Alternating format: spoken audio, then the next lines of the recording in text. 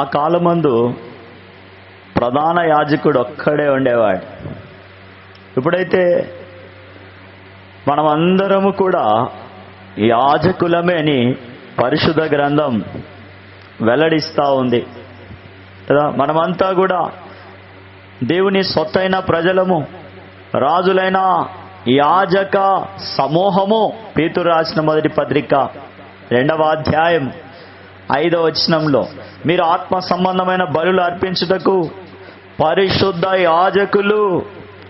ఆనాటి యాజకులు అంటే పూజారులు ఏం చేసేవారంటే తాత్కాలికమైన మరి ప్రతి క్షణము పాప పరిహారము కలగజేయనటువంటి, సంపూర్ణము కానటువంటి, శాశ్వతము కానటువంటి, ఎన్నటికీ సంపూర్ణము కానటువంటి బలుల ద్వారా ప్రాయశ్చిత్తము, పరిహారము పొందిందని, తద్వారా మోక్షము దొరుకుతుందని, తద్వారా సంతోషం ఉంటుందని, నెమ్మది ఉంటుందని తలంచేటటువంటి వారు. అయితే దేవుని కుడిపార్శ్వమందు ఆసీనుడైన యేసు క్రీస్తు ప్రభు కాలం సంపూర్ణమైనప్పుడు నిత్యమైన విమోచన క్రయధనముగా తను తానే బలిగా అర్పించుకున్నాడు. శిలువలో గొప్ప శబ్దముతో కేక వేసి సమాప్తము చేసినాడు. మన పాప పరిహారము కొరకు మనము ఒప్పుకొని నమ్మదగిన క్రీస్తు రక్తముందు నీతిమంతులముగా చేయబడినట్లు మన సమస్త పాపములను క్షమించి మన సమస్త దుర్నీతి నుండి పవిత్రులుగా చేస్తా ఉన్నాడు. మారు మనసు వెదకగోరు వారికి, ఇచ్చయించేటటువంటి వారికి, వధింపబడిన దేవుని గొర్రెపిల్ల ద్వారా కలిగే శక్తిని, ఐశ్వర్యమును, బలమును, జ్ఞానమును, ఘనతయు, మహిమయు, స్తోత్రమును పొందనర్హుడైన క్రీస్తు ద్వారా పరిశుద్ధులముగా చేయబడతాం. యేసు రక్తం ప్రతి పాపం నుండి మనల్ని పవిత్రులుగా చేస్తా ఉంది. ఒక్కసారే విమోచింపబడినాం. అది శాశ్వతమైనటువంటి రక్షణ. నేడు అనేకులు విశ్వాసము ద్వారా సంప్రాప్తమయ్యే ఆ నిశ్చయత, ఆనందము అనుభవించలేకపోతా ఉన్నారు. కారణం, పాపం చేసినాం, నశించిపోతున్నామని గమనించినారు. మారు మనసు పొందుట కొరకై బలిపీఠమైనటువంటి క్రీస్తు చెంతకు వచ్చినారు. శిలువ నీడకు వచ్చినారు. బలిగా అర్పింపబడిన యేసు రక్తమందు పాపమును ఒప్పుకున్నారు, నమ్మిక ఉంచినారు. అయితే విశ్వాసతలో కృతజ్ఞత లేని వారుగా ఉన్నారు. అకస్మాత్తుగా వారి చుట్టూ పాపపు చీకటి, అంధకారపు ఛాయలు వారిని బాధిస్తూ ఉన్నాయి, ఆయాసపరుస్తూ ఉన్నాయి, నిరాశపరుస్తూ ఉన్నాయి, కృంగదీస్తూ ఉన్నాయి. కారణం, వారిలో రక్షణ కార్యము సరైన విధానములో జరగలేదు. వారి వారి పాపల విషయమై క్షమింపబడ్డాయని, తుడిచివేయబడ్డాయని, కొట్టివేయబడ్డాయని, మరెన్నటికీ అవి జ్ఞాపకము చేసుకొనబడవు అని వారు విశ్వసించలేదు. అందుకే వారు ఇంకా పాపముల విషయమై శోధింపబడుతూ ఉన్నారు. ఇంకా పాపముల విషయమై బాధింపబడుతున్నట్లుగా వారికి వారే తలంచుతూ ఉన్నారు. యోహాను రాసిన సువార్త 1వ అధ్యాయం 12వ వచనంలో, తన్నెందరు అంగీకరించును వారందరికీ, అనగా తన నామందు విశ్వాసం ఉంచిన వారికి దేవుని పిల్లలగుటకు ఆయన అధికారం అనుగ్రహించినాడు. దేవుని వలన పుట్టిన వారే గాని రక్తం వలనైనను, శరీరేచ్ఛ వలనను, మానుషేచ్ఛ వలనను పుట్టిన వారు కాదు, కృపాసత్య సంపూర్ణుడైన ఆ అద్వితీయ కుమారుని యందు విశ్వాసముంచడం ద్వారానే పాపక్షమాపణ ఉంది, నెమ్మది ఉంది, సంతోషం ఉంది, సమాధానం ఉంది. తేజోవాసులైనటువంటి పరిశుద్ధుల స్వాస్థ్యంలో పాలు పొందేటటువంటి, దేవునికి కృతజ్ఞతాస్తుతులు చెల్లించేటటువంటి, అంధకార సంబంధమైన బంధకము నుండి, దుష్టత్వము నుండి, బానిసత్వము నుండి విడుదలను పొంది దేవుని కుమారుడైన యేసు క్రీస్తు ప్రభు యొక్క రాజ్య నివాసులముగా చేయబడినట్లు ఆ కుమారుని ద్వారా విమోచన అనగా పాప క్షమాపణ, ఆయన అనగా యేసు క్రీస్తు ప్రభు అదృశ్య దేవుని స్వరూపమును మన ఎదుటకి యుగ సమాప్తిలో ఉన్న అకాలములో జీవిస్తున్న మన ఎదుటకి ఆది సంభూతుడు, ఆశ్చర్యకరుడు, ఆలోచనకర్త, నిత్యుడగు దేవుణ్ణి మన ఎద్దకు తీసుకొని వచ్చినాడు.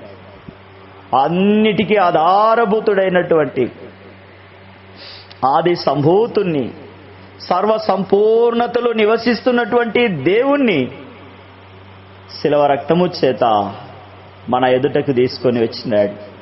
మనల్ని సమాధానపరిచినాడు.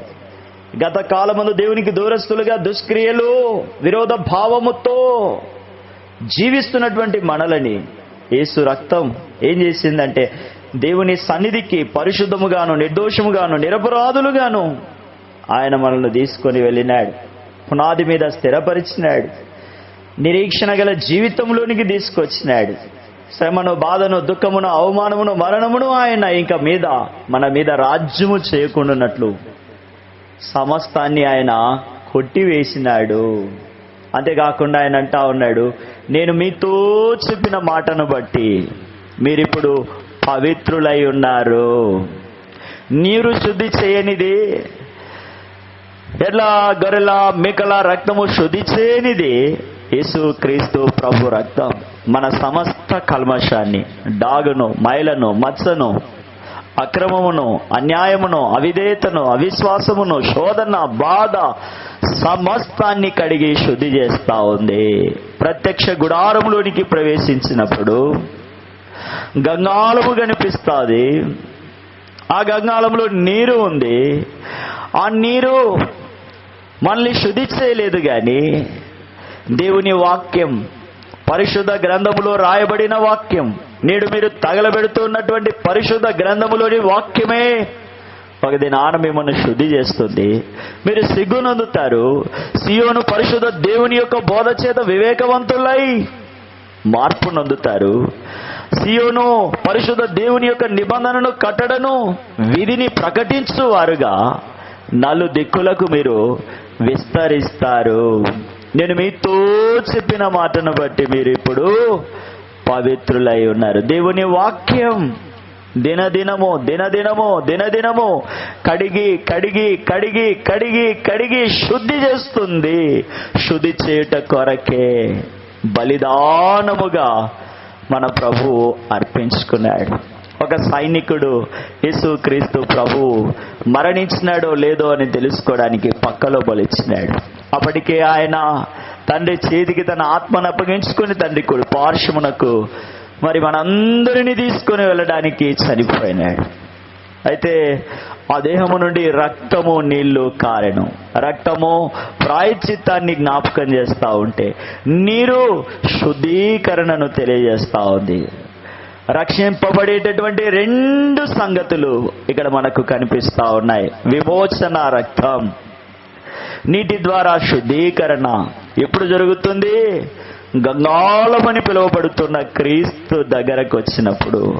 ఎప్పుడైతే ప్రాయశ్చిత్తము నీటి ద్వారా, దేవుని వాక్యము ద్వారా శుద్ధీకరణలోనికి వస్తామో, బాప్తిస్మంలో పాలు పొందుతామో, అప్పుడు మన విశ్వాస జీవితములో ఉన్న సందేహాలన్నిటికీ సమాధానం లభిస్తుంది.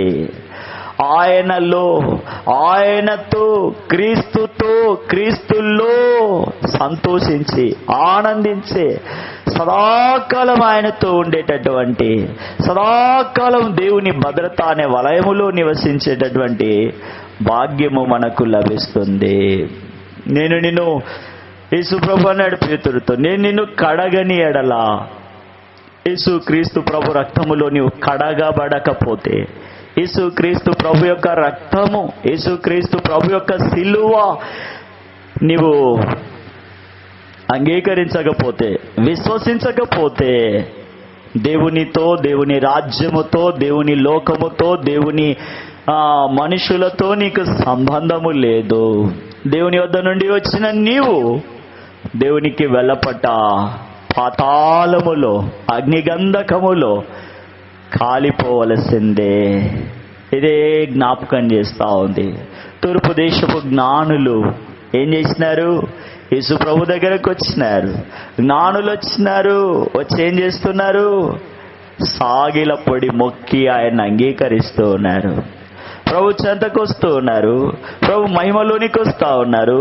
సిలువ కేవలం మీకు శిక్షను మాత్రమే కాదు, సిలువ పాప క్షమాపణను ఆదరించే స్థలముగా దేవుని కుమారుడైన క్రీస్తు తను తాను ప్రతిష్ఠించుకున్నటువంటి సంగతిని జ్ఞాపకం చేస్తా ఉంది. సిలువ పాపికి రక్షణ మాత్రమే కాకుండా సిలువ నీడ ద్వారా సంప్రాప్తమయ్యేటటువంటి తండ్రి కుమారుడు అనుగ్రహ ఐశ్వర్యము మనకు ప్రాప్తింపజేస్తా ఉంది. కనుక ఒప్పుకుంటే రక్షింపబడతాం, ఒప్పుకోకపోతే విడవబడతాం. విడవబడిన వారి గతి ఏమవునో మనకు పరిశుద్ధ గ్రంథములో చెప్పబడతా ఉంది. ధనవంతుడు అగ్నిగుండములో నరక యాతన పడతా ఉన్నాడు, కేకలేస్తా ఉన్నాడు, విచారిస్తూ ఉన్నాడు, చింతిస్తూ ఉన్నాడు, రోధిస్తూ ఉన్నాడు, అయ్యా అయ్యా అంటా ఉన్నాడు. మనము జీవము గల దేవుని ఆలయమై, దేవుని స్వాస్థ్యమై, దేవుని కొరకైన ప్రతిష్ఠింపబడిన ఆత్మ సంబంధమైన బలులర్పించే ప్రధాన యాజకులముగా చేయబట్ట కొరకు ఆయన రక్షణ వస్త్రములను మనకు ధరింపజేసినాడు. నీతి అనే పైబట్టను ధరింపజేసినాడు. దేవుని యందు ఆనందములోనికి మనల్ని, మహానందములోనికి మనల్ని తీసుకొని వచ్చినాడు. క్రీస్తు నందున్న మనిషే,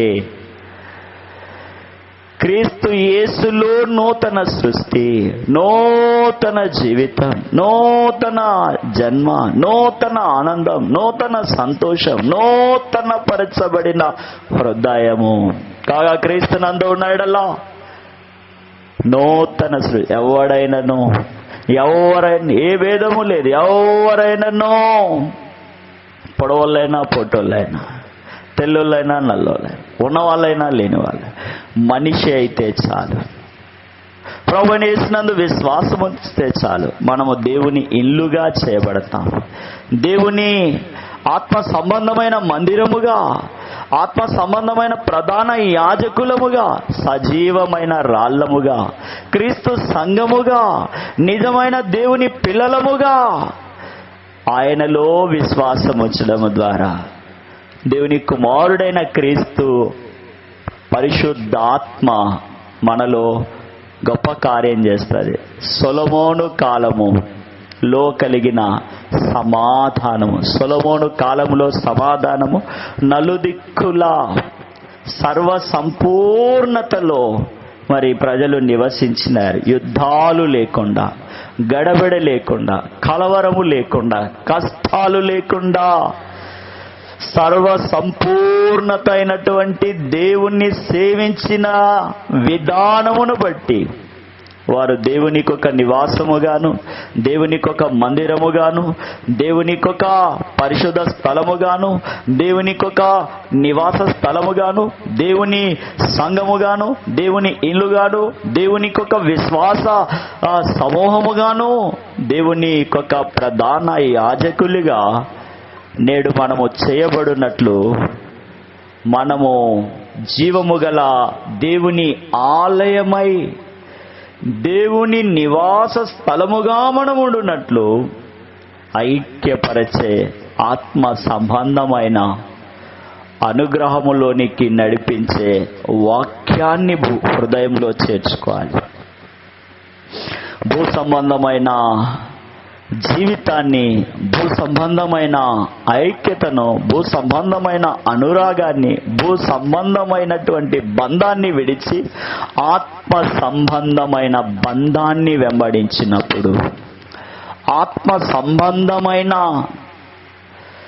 స్థిరమైన, ఎవ్వరూ ఎన్నటికీ కదల్చలేని కొత్త నిబంధన సంబంధమైన క్రీస్తు రక్తము చేత ఇదిగో పాతాళ లోక ద్వారములు దాని ఎదుట నిలవనేరవు. పేతురు నీవు బండ, క్రీస్తు బండవుగా పిలువబడతావు. పరలోకపు తాళపు చెవులు నీకు ఇవ్వబడ్డాయి. నీ ఎదుట ఏది నిలబడదు. ఎప్పుడు దేవుని వాక్యానుసారంగా ఎప్పుడైతే మనము మరి యేసు క్రీస్తు ప్రభు నామములో పరిశుద్ధపరుచుకుంటామో, పవిత్రపరుచుకుంటామో, ఆ పరిశుద్ధత ద్వారా, ఆ పవిత్రత ద్వారా, కావున మీరు వారి మధ్య నుండి బయలువెడలి ప్రత్యేకమైనటువంటి జీవితాన్ని మీరు జీవిస్తే, దేవుడు మన మధ్యలో నివసించి, దేవుడు మనలో సంచరించి, మన యొక్క స్థితి గతిని తెలుసుకొని మనలని ఉజ్జీవింపజేసి మొవవేయున్నట్లు విస్తరింపజేయుట కొరకై దేవుడు ఇష్టపడతా ఉన్నాడు. పవిత్ర హృదయముతో, పరిశుద్ధ జీవితముతో యేసు నామములో ప్రార్థన చేసినప్పుడు, ఏకాత్మతో ప్రార్థించినప్పుడు, తిమోతికి రాసిన 2వ పత్రిక 2వ అధ్యాయము 19వ వచనములో దేవుని యొక్క స్థిరమైన పునాది నిలకడగా ఉన్నది. ప్రభు తన వారిని ఎరుగును, అనుదినము ప్రభు నామమును ఒప్పుకొను ప్రతి వాడును దుర్నీతి నుండి తొలగిపోవును. గొప్ప ఇంటిలో వెండి పాత్రలు, బంగారు పాత్రలను మాత్రమే గాక కర్రవియు మంటివియు ఉండును. వాటిలో కొన్ని ఘనతకు, కొన్ని ఘనహీనతకు వినియోగింపబడుతున్నాయి. ఎవడైనను వీటిలో చేరక తన్ను తాను పవిత్రపరుచుకున్నాడు, వాడు పరిశుద్ధపరచబడి యజమానుడు వాడుకొనుటకు అర్హమై ప్రతి సత్కార్యమునకు సిద్ధపడు ఘనత నిమిత్తమైన పాత్ర వలె ఉంటాడు. పవిత్ర హృదయులై శరీర ఇచ్చల నుండి, భూ సంబంధమైన ఇచ్చల నుండి, యవన ఇచ్చల నుండి పరిశుద్ధపరచే దేవుని వాక్యము వైపు, క్రీస్తు ప్రేమ వైపు, క్రీస్తు సమాధానము వైపు మూఢత్వాన్ని, జడత్వాన్ని, విపత్కర విరోధ భావమును విడిచిపెట్టి మారు మనసు పొంద క్రీస్తు చెంతకొచ్చినప్పుడు మనము దేవుని ఇంటి నుండి కలిగే ఆ ఆధిక్యతలను అనుభవిస్తాం. అందులో మనము ఆనందిస్తాము. కనుక మత్తయి సువార్త 18వ అధ్యాయము 20వ వచనాన్ని గమనిస్తే, 2 3 నా నామములో, ఆ ఇద్దరెవరు? యేసునందు విశ్వాసం ఉంచిన వారు. ఆ ఇద్దరెవరు? సిలువ నీడలో నివసించ ఇష్టపడువారు. ఆ ఇద్దరెవరు? భూ సంబంధమైన వాటికి విరోధమైనటువంటి జీవితం జీవిస్తున్నవారు. ఆ ఇద్దరెవరు? విగ్రహారాధన అనే నీడలో వెలపట ఉన్నటువంటి వారు. ఏకీభవించి యేసు నామములో ప్రార్థన చేస్తే, అడిగితే, మొరపెడితే, బతిమాలుకుంటే, గోజాడితే, మనవి చేసుకుంటే పరలోకములోనున్న నా తండ్రి వలన వారికి దొరుకుతాయి. వారు బంధించేది బంధింపబడుతుంది, వారు విప్పునది విప్పబడుతుంది, వారు ఆజ్ఞాపించినది నెరవేరుతుందని దేవుడే చెప్తూ ఉన్నాడు. ఇటు దేవుణ్ణి దేవునిగా జీవితంలో కలిగి ఉంటే ఎంత ధన్యత, ఎంత ఆశీర్వాదము, ఎంత మెప్పో మీరు ఆలోచన చేయండి. ఎవరో ఏదో అంటున్నారని వారిని బట్టి నీ హృదయాన్ని, నీ మనస్సును, మనస్సాక్షిని వాత వేసుకొని నిమిక్కిలి నిమ్మలమైన దేవుని స్వరాన్ని, పరలోక రాజ్య సంగతులను, నీ ప్రాణమునకు విమోచన క్రయధనముగా తను తానే అర్పించుకున్న దేవునికి విరోధముగా పాపములో జీవించి పాప కూపములోనే నశించిపోతే నీ ప్రాణమునకు నీవే ఉత్తరవాదివవుతావు. కొలసీకి రాసిన పత్రిక 3వ అధ్యాయం 14వ వచనంలో, వీటన్నిటిపైన పరిపూర్ణతకు అనుబంధమైన ప్రేమను ధరించుకుని క్రీస్తు అనుగ్రహించే సమాధానము మీ హృదయములలో ఏలనీయుడి. ఆత్మ సంబంధమైన పద్యములతో కృపాసహితమైనటువంటి బుద్ధి కలిగించే బోధను, దేవుని గూర్చిన జ్ఞానమును, సమస్త విధములైన జ్ఞానముతో క్రీస్తు వాక్యము మీలో మన జీవితంలో సమృద్ధిగా నివసింపజేస్తే దయాళుత్వము, వినయము, సాత్వికము, దీర్ఘశాంతము, మంచితనము, ప్రేమ, ఇవన్నీ దైవికమైనవి. ఇట్టి వాటి చేత మనం జీవిస్తాం. ఏది కూడా హాని చేయదు, మనల్ని సర్వ సత్యములోనికి నడిపిస్తుంది. దేవుని స్వరాన్ని మనము వినునట్లు దేవుని యొక్క అనుగ్రహములోనికి మనము చేర్చబడతాం. పేతురు రాసిన మొదటి పత్రిక 1వ అధ్యాయము 18వ వచనములో కనిపిస్తుంది, మనము వెండి బంగారముల కంటే శ్రేష్టమైన, నిర్దోషమైన, అమూల్యమైన, నిష్కలంకమైన గొర్రె పిల్ల వంటి క్రీస్తు రక్తము చేత మనము విమోచించబడ్డాము అని. అమూల్యమైన. చూడండి, ఒకప్పుడైతే, ఆ కాలంలో అయితే, ఆ జ్ఞాన కాలంలో అయితే పితృపారంపర్యమైన వ్యర్థమైన దాని యందు నేటికి మనకు కనిపిస్తూ ఉన్నాయి, వినిపిస్తూ ఉన్నాయి. అమూల్యమైన దేవుని బలిని, దేవుని నామాన్ని అంగీకరించడానికి ఇష్టపడని కఠిన హృదయులున్నారు. వారి కొరకే దేవుని వాక్యం ప్రధానపు రహదారుల మీద నీ హృదయం అనే వాకిటిలో నిలబడి చాటిస్తూ ఉంది, ప్రకటిస్తూ ఉంది, రమ్మని పిలుస్తూ ఉంది. కనుక ఆ నిర్దోషమైన, నిష్కలంకమైన, అమూల్యమైన, పరిశుద్ధపరిచే, నూతనపరిచే, ఆనందపరిచే క్రీస్తు రక్తములోనికి రావలసిందిగా కోరబడుతూ ఉన్నాం. మన ప్రభు అయిన యేసు క్రీస్తు యొక్క తండ్రియగు దేవుడు మహిమపరచబడినట్లు, ఆయన క్రీస్తు నందు పరలోక విషయములలో ఆత్మ సంబంధమైన ప్రతి ఆశీర్వాదమును మనకు అనుగ్రహించున్నట్లు దయా సంకల్పము చొప్పున తన కుమారుని స్వీకరించిన వారిని పరిశుద్ధులుగాను, నిర్దోషులుగాను కృపా మహదైశ్వర్యము చేత క్షమించి తన దయాపూర్వక సంకల్పము చొప్పున విమోచన, జ్ఞాన విమోచనను, పర సంబంధమైనటువంటి జీవితాన్ని మనకు ఇవ్వగోరుతూ ఉన్నాడు. సత్యవాక్యమును అంగీకరించు వారి జీవితాలు దేవుని మహిమ చేత ముద్రింపబడతాయి. దేవుని కృపా సంపన్నతలో ఆనందిస్తాయి. దేవుని ఆవరణమంతటిలో నెమ్మదిగా జీవిస్తాయి.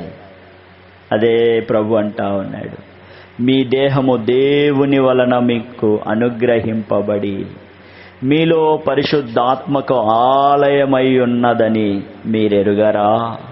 మీరు మీ సొత్తు కారు, మీరు విలువ పెట్టి కొనబడిన వారు గనుక మీ దేహముతో, మీ నడవడితో, మీ ప్రతి విషయము చేత ప్రభువును మహిమపరచమని చెప్తా ఉంది.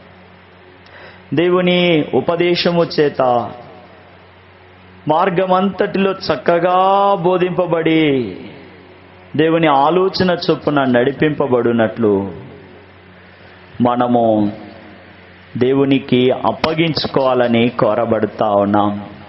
ప్రకటన 19వ అధ్యాయం 8వ వచనంలో తెల్లని వస్త్రాలు పరిశుద్ధతకు, నీతికి సాదృశ్యంగా ఉన్నాయి. తెల్లని నారబట్టలు ప్రభువైన యేసు క్రీస్తు అనుగ్రహించే పరిశుద్ధత, పవిత్రమైన, శుద్ధీకరింపబడిన, నీతియుక్తమైనటువంటి వస్త్రాలు కదా.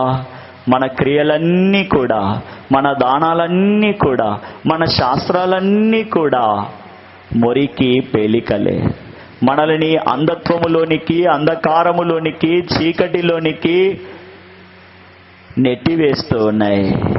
అయితే ఆయన కుమారుడైన యేసు క్రీస్తు ప్రభు రక్తం మనల్ని పరిశుద్ధపరిచి దేవుని నీతిలోనికి, దేవుని స్వాస్థ్యములోనికి, పరిశుద్ధతలోనికి, పరిపూర్ణమైనటువంటి నమ్మకమైన జీవితాన్ని జీవింపజేస్తా ఉంది.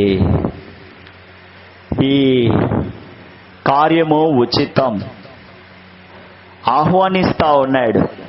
మనము నీతిమంతులముగా చేయబడుట కొరకే, మనము దేవుని సన్నిధిలోని పరిశుద్ధమైన గుంపుగా, ప్రధాన యాజకులముగా, దేవుని జత పనివారముగా, దేవుని ఇంటిలో నమ్మకమైన వారముగా ఉండునట్లు దేవుడు జ్ఞానా హృదయముతో మనల్ని నింపుట కొరకై దేవుడు మన యందు ఒక గృహమును, నమ్మకమైన గృహమును, సమాధానకరమైన గృహమును, సంతోష సంబంధమైన గృహమును, ఆత్మ సంబంధమైన గృహమును, పరిశుద్ధ స్థల సంబంధమైన గృహమును దేవుడు నిర్మించగోరుతా ఉన్నాడు. దేవుని గృహము ఎలా ఉంటుందంటే, ప్రకటన గ్రంథం 21వ అధ్యాయం 21వ వచనములో, ఆ పట్టణపు రాజవీధి, దేవుని గృహము యొక్క రాజవీధి శుద్ధ సువర్ణమయమైనది. ఆ పట్టణములో ప్రకాశించుటకై సూర్యుడైనను చంద్రుడైనను దానికి అక్కర లేదు.